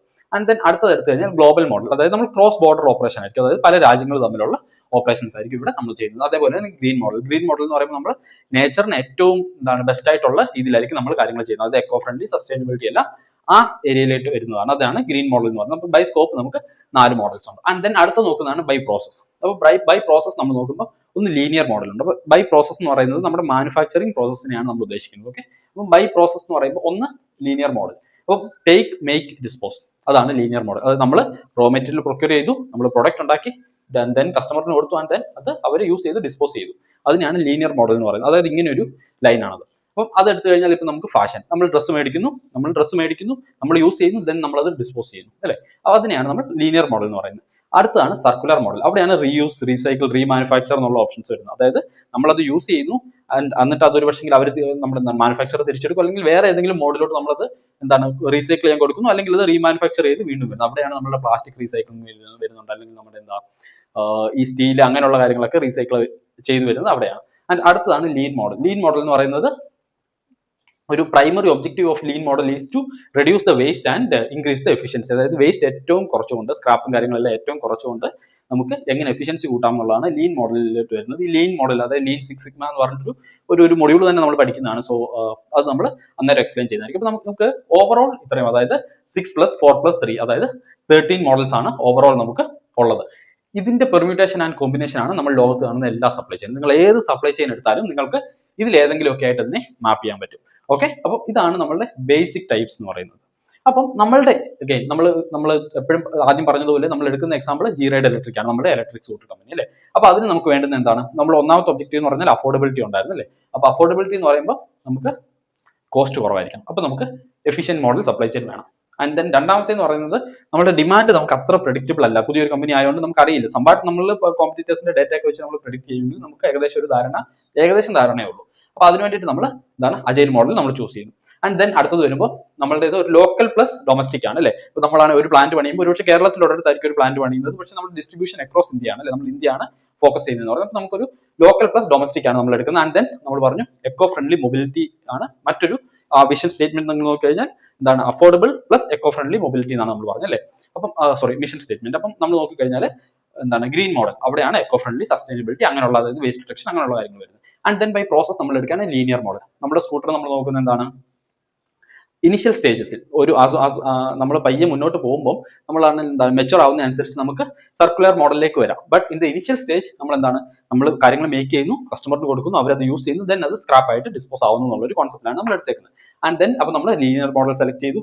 ആൻഡ് ദെൻ എന്താണ് ലീൻ മോഡൽ എന്ന് പറഞ്ഞാൽ നമ്മുടെ waste should be very less and then efficiency should be high. അപ്പോൾ ഇതിന്റെ പ്രയോജനം എന്താണെന്ന് പറഞ്ഞാൽ നമ്മൾ വേസ്റ്റ് കുറയുന്നതനുസരിച്ച് നമ്മുടെ സ്ക്രാപ്പ്, അതായത് മാനുഫാക്ചറിംഗിൽ നമുക്ക് ഉണ്ടാവുന്ന നമ്മുടെ സ്ക്രാപ്പ് കുറയുന്നതനുസരിച്ച് നമ്മളുടെ കോസ്റ്റ് നമുക്ക് കുറയും. ഓക്കെ, സോ അപ്പം ഇത് ഇത്രയുമാണ് നമ്മൾ, അതായത് ഈ ടിക്ക് ഇട്ടേക്കുന്നത്, ഇത് ഇത്രയുമാണ് നമ്മൾ നമ്മളുടെ ജി റൈഡ് ഇലക്ട്രിക്കിന് വേണ്ടി എടുത്തേക്കുന്നത് അല്ലേ. അപ്പം ടു സം അപ്പ് നമ്മൾ 3 കാര്യങ്ങൾ നോക്കി. ഒന്ന് Fisher framework, 2 zone of strategic fit, and 3 നമ്മുടെ ടൈപ്സ് ഓഫ് സപ്ലൈ ചെയിൻ.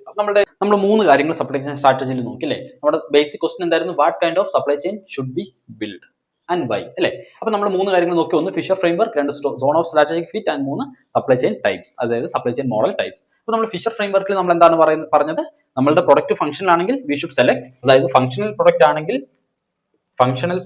നമ്മൾ എഫിഷ്യന്റ് സപ്ലൈ ചെയിനും, ആൻഡ് ദെൻ ഇന്നോവേറ്റീവ് പ്രൊഡക്റ്റ് ആണെങ്കിൽ നമ്മൾ റെസ്പോൺസീവ് സപ്ലൈ ചെയിനുമാണ് ബിൽഡ് ചെയ്യേണ്ടത് എന്ന് പറഞ്ഞു അല്ലേ. ഇവിടെ നമ്മൾ മാച്ച് അല്ലേ. ഓക്കെ, അത് നമ്മൾ പറഞ്ഞു. അപ്പം അത് തീർന്നു. ഇത് കൈൻഡ് ഓഫ് നമ്മൾ എന്താണ് നമ്മളുടെ ജി റൈഡ് ഇലക്ട്രിക്കിന് വേണ്ടി നമ്മളൊന്നും സെലക്ട് ചെയ്തില്ല. റാദർ ഇതെന്താണ് ഒരു കൈൻഡ് ഓഫ് ഒരു ചെക്ക് ലിസ്റ്റ് പോലാണ്, അല്ലെങ്കിൽ എന്താ പറയുക, ഇത് ഒരു കൈൻഡ് ഓഫ് ഒരു പോയിന്റർ ആയിട്ടാണ് നമുക്ക് വരുന്നത്. നിങ്ങളുടെ പ്രൊഡക്റ്റ് ഫംഗ്ഷണൽ ആണെങ്കിൽ നിങ്ങൾ എപ്പോഴും എഫിഷ്യന്റ് സപ്ലൈ ചെയിൻ ആയിരിക്കും ചൂസ് ചെയ്യേണ്ടത്. അതേപോലെ നിങ്ങളുടെ പ്രൊഡക്റ്റ് എപ്പോഴും ഇന്നോവേറ്റീവ് ആണെങ്കിൽ നിങ്ങൾ ഒരു റെസ്പോൺസീവ് സപ്ലൈ ചെയിൻ ആയിരിക്കും ചൂസ് ചെയ്യുന്നത്. അപ്പൊ നമ്മളെ സംബന്ധിച്ചോളം നമ്മുടെ ഇലക്ട്രിക് സ്കൂട്ടി എന്ന് പറയുന്നത് ഒരു ഇന്നോവേറ്റീവ് പ്രൊഡക്റ്റ് അല്ല, ഓൾറെഡി മാർക്കറ്റിൽ ഉള്ള കാര്യങ്ങളാണ്. ഒരു എക്സിസ്റ്റിംഗ് ഒരു ഓട്ടോമോട്ടീവ് മാനുഫാക്ചർ അവരുടെ ഓപ്പറേഷൻസ് ഇലക്ട്രിക്കിലൂടെ എക്സ്പാൻഡ് ചെയ്യുന്നു എന്നുള്ളതേ ഉള്ളൂ. ഓക്കെ, ബട്ട് നമ്മൾ സോൺ ഓഫ് സ്ട്രാറ്റജിക് ഫിറ്റ് പഠിച്ചപ്പോൾ നമ്മൾ എന്താ പറഞ്ഞത്, responsiveness, efficiency, certain demand, uncertain demand. അവിടെ നമ്മൾ പറഞ്ഞു എന്താണ്, നമ്മളൊരു മിഡിൽ പാത്ത് ആണ് എടുക്കുന്നത്. റീസൺ ബീയിങ് നമ്മളുടെ ഡിമാൻഡ് നമുക്ക് കോമ്പറ്റീറ്റർ ഡേറ്റയും കാര്യങ്ങളെല്ലാം യൂസ് ചെയ്തിട്ട് നമുക്ക് അൺസർട്ടൻ ആണ്, ബട്ട് സ്റ്റിൽ നമുക്കൊരു ഒരു ഏകദേശ ധാരണയിലേക്ക് നമുക്ക് എത്താൻ പറ്റും. ആൻഡ് ദെൻ അതുപോലെ തന്നെ നമുക്ക് അതുകൊണ്ട് തന്നെ നമ്മുടെ പ്രൊഡക്റ്റിന് അധികം റെസ്പോൺസീവ്നെസിന്റെ ആവശ്യമില്ല. റീസൺ ബീയിങ് നമ്മുടെ പ്രൊഡക്റ്റ് ലൈഫ് സൈക്കിൾ എന്ന് പറയുന്നത് തീരെ ചെറുതല്ല, കുറച്ചുകൂടെ ഒരു 5 ഇയർ ആ ഒരു ടൈം ലൈൻ നമുക്ക് ഉള്ളത് കൊണ്ട് തന്നെ നമുക്ക് ഒരു മിഡിൽ പാത്ത് അവിടെ എടുക്കാൻ പറ്റും. അപ്പൊ നമ്മൾ എന്താണ് ജി റൈഡ് ഇലക്ട്രിക്കിന് വേണ്ടി നമ്മളൊരു മിഡിൽ പാത്ത് ആണ് നമ്മൾ സോൺ ഓഫ് സ്ട്രാറ്റജിക് ഫിറ്റ് ആയിട്ട് എടുത്തേക്കുന്നത്. അപ്പൊ ഇൻ ഫ്യൂച്ചറിൽ നമ്മൾ എങ്ങോട്ടായിരിക്കും വരുന്നത്, ഇവിടോട്ടായിരിക്കും നമ്മൾ വരുന്നത് അല്ലെ. നമ്മുടെ direction should be downwards. Okay, അതായത് എഫിഷ്യന്റ് ആൻഡ് സർട്ടൻ ഡിമാൻഡിലോട്ടായിരിക്കും നമ്മൾ ഇൻ ഫ്യൂച്ചറിൽ വരുന്നത്. അപ്പൊ നമ്മൾ അവിടെ എടുത്തു. ആൻഡ് ദെൻ നമ്മൾ ടൈപ്സ് പറഞ്ഞു എന്താണ്, നമ്മുടെ ആകെയുള്ളത് 13 types of supply chain models ആണ്. അതിന്റെ പെർമ്യൂട്ടേഷൻ ആൻഡ് കോമ്പിനേഷൻ ആണ് ലോകത്തുള്ള എല്ലാം എന്ന് നമ്മൾ പറഞ്ഞു. അപ്പൊ നമ്മൾ നമ്മുടെ കമ്പനിക്ക് വേണ്ടി നമ്മൾ എന്തൊക്കെ എടുത്തു, എഫിഷ്യന്റ് എടുത്തു, അതായത് cost should be minimal. And then agile എടുത്തു, അതായത് അൺപ്രഡിക്റ്റബിൾ ഡിമാൻഡ് നമുക്ക് സെർവ് ചെയ്യാൻ പറ്റണം. And then local and domestic നമ്മൾ എടുത്തു. എന്തുകൊണ്ട്, നമ്മൾ ഇന്ത്യയിൽ മാത്രമാണ് ഓപ്പറേറ്റ് ചെയ്യുന്നത്. ഈവൻ ദോ നമ്മുടെ പ്ലാന്റ് ഒരുപക്ഷെ 1-2 ലൊക്കേഷനിൽ കാണുള്ളൂ, അതുകൊണ്ട് ലോക്കൽ. ബട്ട് നമ്മുടെ ഡിസ്ട്രിബ്യൂഷൻ കാര്യങ്ങളെല്ലാം അക്രോസ് ദ ജോഗ്രഫി ആയിരിക്കും, അക്രോസ് ദ കൺട്രി ആയിരിക്കും. അതുകൊണ്ട് തന്നെ ഡൊമസ്റ്റിക് നമ്മൾ എടുത്തു. ആൻഡ് ദെൻ ഗ്രീൻ അല്ലെ, നമ്മൾ പറഞ്ഞു നമ്മുടെ സസ്റ്റൈനബിൾ ആയിരിക്കണം, അതായത് നമ്മുടെ വേസ്റ്റ് കുറവായിരിക്കണം, കാർബൺ എമിഷൻ കുറവായിരിക്കണം, നമ്മുടെ മാനുഫാക്ചറിങ് പ്രോസസ് അക്രോസ് നമ്മൾ നോക്കിയാലും നമുക്ക് നേച്ചർ ഫ്രണ്ട്ലി ആയിട്ടായിരിക്കണം നമ്മൾ ചെയ്യേണ്ടത്. അപ്പൊ നമ്മൾ ഗ്രീൻ എടുത്തു. ആൻഡ് ദെൻ ലീനിയർ, അതായത് ഇനിഷ്യൽ സ്റ്റേജിൽ നമ്മൾ ബൈ മേക്ക് ഡിസ്പോസ്, അതല്ലെങ്കിൽ കസ്റ്റമറുടെ പോയിന്റ് ഓഫ് വ്യൂ നോക്കി കഴിഞ്ഞാൽ ബൈ യൂസ് ആൻഡ് ഡിസ്പോസ് ആ ഒരു മോഡലാണ് ഇനിഷ്യൽ സ്റ്റേജിൽ ചിന്തിക്കുന്നത്. പിന്നീട് നമുക്ക് സർക്കുലർ, അതായത് റീയൂസ് റീസൈക്കിൾ ലെവലിലോട്ട് എത്താമെന്ന് പറഞ്ഞു. ആൻഡ് ദെൻ ലീൻ എന്ന് പറഞ്ഞാൽ എന്താണ്, വേസ്റ്റേജ് കുറയ്ക്കുക, ത്രൂ വിച്ച് എഫിഷ്യൻസി കൂട്ടുക എന്ന് പറഞ്ഞു. അപ്പോൾ ഇത്രയും കാര്യങ്ങളാണ് നമ്മൾ നമ്മുടെ ജി റൈഡിന് വേണ്ടി എടുത്തേക്കുന്നത്. അപ്പോൾ ഇത്രയും കാര്യങ്ങൾ നമ്മൾ എടുത്തു കഴിഞ്ഞപ്പോൾ, അതായത് ഈ ഒരു 3 സ്റ്റേജിൽ കൂടെ നമ്മൾ കടന്നു പോയി കഴിഞ്ഞപ്പോൾ നമ്മുടെ ജി റൈഡ് ഇലക്ട്രിക്കിന് വേണ്ടിയിട്ടുള്ള സപ്ലൈ ചെയിൻ സ്ട്രാറ്റജി റെഡിയായി. നോക്കി, what kind of supply chain should be build and buy, നമുക്ക് അതിന് ആൻസർ കിട്ടിയില്ലേ. നമ്മൾ എങ്ങനെയുള്ള ഒരു സപ്ലൈ ചെയിൻ ആണ് നമ്മൾ ബിൽഡ് ചെയ്യേണ്ടത്. അതായത് സംവാട്ട് ഡിമാൻഡ് പ്രഡിക്റ്റബിൾ ആയിട്ടുള്ള at the same time somewhat efficient ആയിട്ടുള്ള ഒരു അല്ലെങ്കിൽ അധികം റെസ്പോൺസീവ്നെസ് അധികം വേണ്ട കുറഞ്ഞിട്ടുള്ള ഒരു സപ്ലൈ ചെയിൻ ആണ് നമുക്ക് ബിൽഡ് ചെയ്യേണ്ടത്. അതിന് വേണ്ടിയിട്ട് നമ്മൾ ഇത്രയും മോഡൽസിന്റെ ഒരു കോമ്പിനേഷൻ ആണ് എടുത്തേക്കുന്നത്. അപ്പോൾ ഇത്രയും മോഡൽസ് ഫുള്ളി ഉണ്ടെന്ന് പറയാൻ പറ്റും. ഒരു പക്ഷേ 100% എടുത്തു കഴിഞ്ഞാൽ ഇതൊരു 10, ആദ്യത്തേത് ഒരു 10% ആയിരിക്കും, രണ്ടാമത്തേത് ഒരു 5% ആയിരിക്കും, മൂന്നാമത്തേത് നാലാമത്തേത് കൂടെ ചേർന്ന് കഴിയുമ്പോൾ ഒരു 40% ആയിരിക്കും. അപ്പോൾ 40 + 50 55 ആയി. And then green model again നമ്മുടെ ഇമ്പോർട്ടന്റ് ആണ്, അതൊരു 15% ആയിരിക്കും. അപ്പോൾ 60-70% ആയി. ദെൻ ഇത് രണ്ടും കൂടെ എടുത്തിട്ട് ഒരു 30% ആയിരിക്കും. അപ്പോൾ ഇതെല്ലാം കൂടെ 100% ആയി. അപ്പോൾ ഇതിന്റെ ഒരു കോമ്പിനേഷൻ ആണ് നമ്മുടെ സപ്ലൈ ചെയിൻ ടൈപ്പ് എന്ന് പറയുന്നത്, അല്ലേ? നമ്മൾ ഏത് സപ്ലൈ ചെയിൻ നോക്കിയാലും നമുക്ക് ഏതൊരു ഒരെണ്ണം മാത്രമായിട്ട് നമുക്ക് സ്പോട്ട് ചെയ്യാൻ പറ്റില്ല. One or the other way മറ്റ് സപ്ലൈ ചെയിൻ മോഡൽസിന്റെയും ചെറുതാണെങ്കിൽ ചെറിയൊരു ഫ്രാക്ഷൻ നമുക്ക് അതിൽ കാണാൻ പറ്റും. അപ്പോൾ നമ്മൾ നമ്മളുടെ സപ്ലൈ ചെയിൻ സ്ട്രാറ്റജി ഫോം ചെയ്തു. അപ്പോൾ ഇനിയിപ്പോൾ അടുത്ത സ്റ്റെപ്പ് എന്ന് പറയുന്നത്, അടുത്ത വീഡിയോയിൽ നമ്മൾ സംസാരിക്കുന്നതായിരിക്കും. അടുത്ത സ്റ്റെപ്പ് എന്ന് പറയുന്നത് നമുക്ക് ഈ പറഞ്ഞ നമ്മുടെ സ്ട്രാറ്റജി, ഇങ്ങനെയുള്ള സപ്ലൈ ചെയിൻ ആണ് നമുക്ക് വേണ്ടുന്നത്, അല്ലെ? What kind of supply chain should be build, ഇങ്ങനെയുള്ള സപ്ലൈ ചെയിൻ ആണ് ഞാൻ ബിൽഡ് ചെയ്യാൻ ഉദ്ദേശിക്കുന്നത്. ഇനി അതിനെ നമ്മൾ സ്ട്രക്ചർ ചെയ്ത് ഓപ്പറേഷണലൈസ് ചെയ്യുക ആൻഡ് ഒരു ടു ഡു പോലെ, അതായത് ഇത്രയും കാര്യങ്ങൾ അച്ചീവ് ചെയ്യണമെങ്കിൽ ഇന്ന സ്ഥലത്ത് എനിക്ക് എന്റെ പ്ലാന്റ് വേണം, ഇന്നതായിരിക്കണം എന്റെ പ്ലാന്റിന്റെ കപ്പാസിറ്റി, ഇന്ന ഏരിയാസിലാണ് ഞാൻ എന്റെ ഡിസ്ട്രിബ്യൂഷൻ ചെയ്യാൻ ആഗ്രഹിക്കുന്നത്. അപ്പോൾ ആ ലെവലിലോട്ട് നമ്മൾ സപ്ലൈ ചെയിൻ ഡിസൈനിലോട്ടാണ് അടുത്ത വീഡിയോയിൽ നമ്മൾ സംസാരിക്കാൻ പോകുന്നത്. അപ്പോൾ നിങ്ങൾക്ക് ഈ ഒരു കോൺസെപ്റ്റ് മനസ്സിലായി എന്ന് വിചാരിക്കുന്നു. നിങ്ങൾക്ക് ഇപ്പോൾ മനസ്സിലായിട്ടില്ലെങ്കിൽ ജസ്റ്റ് ഒന്നുകൂടെ go through this video, you will get this for sure. So അടുത്തൊരു വീഡിയോയിൽ നമുക്ക് വീണ്ടും കാണാം. അതുവരേക്കും താങ്ക്സ് ഫോർ വാച്ചിങ്. ബൈ.